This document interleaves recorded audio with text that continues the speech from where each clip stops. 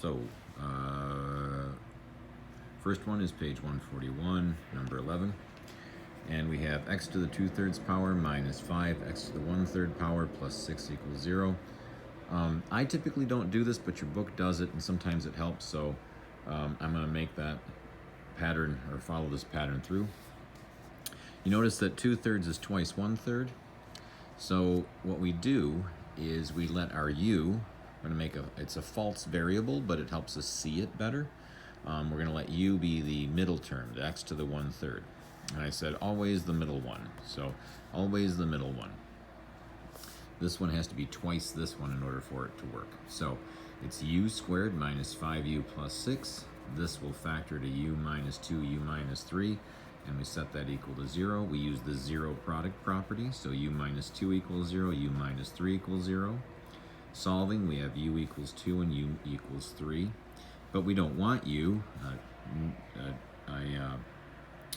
We want the x value, so what we're going to do is we're going to grab this substitution and bring it back, and now we say x to the 1/3 equals 2 and x to the 1/3 equals 3.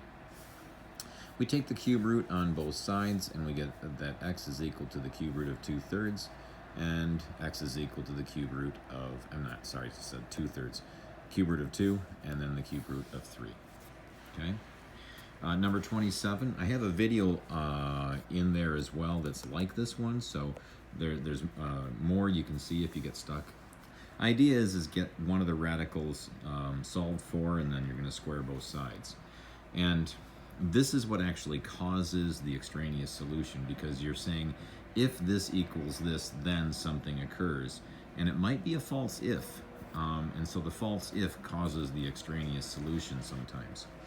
Anyways, we have the square root. I move this over, it becomes negative. So I have the square root of 3x plus 7 equals 1 minus the square root of x plus 2. We have one of the radicals isolated, so we're going to square both sides. Please note that because this has the subtraction, you have to write it twice and FOIL it. And this FOILed is going to be 1 times 1, which is 1. You'll have 1 times the square root of x minus 2 and 1 times the square root of x minus 2, both being negative. So you have a negative 2 square roots of x plus 2. If I said x minus 2, my apologies, I meant to say x plus 2. Then you have the square root of x plus 2 times the square root of x plus 2. Because they're the same thing on the radical, it's x plus 2. And the negative times the negative is a positive. I move the x and the negative 2 over to the other side, and reminding you that the square gets rid of the square root. 3x minus x is 2x, 7 minus 2 is 5. Now, I'm left with 2x plus 5 is equal to 1 minus 2 times the square root of x plus 2. Subtract 1, and we get our 4. Now, I'm going to divide everything through by negative 2, just so I get rid of this coefficient, but I could actually square this and then square this. But I wanted to get the square root all alone. The 2's will cancel.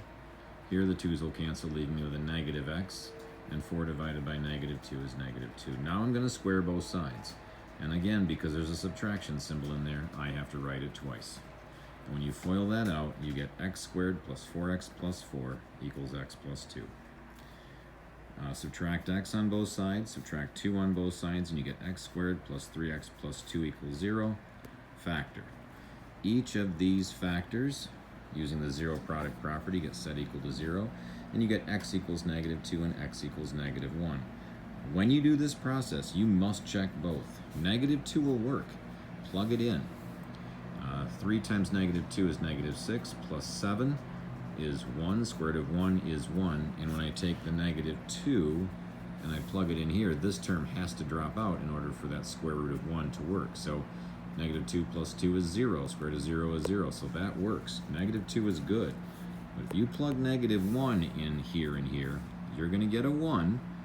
Okay, so square root of 1 is a 1, but I can't add anything more on from here.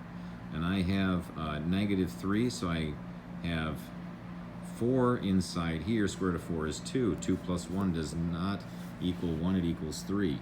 So the number 1 gets scratched, and it's an extraneous root. And the final one is number 33 from section 3.1. And so they're asking us to do the average rate of change. And so we have x squared plus 2x, and it says do g of x minus g of a over x minus a. Well, g of x is just the function itself, and g at a means you put a in for the x.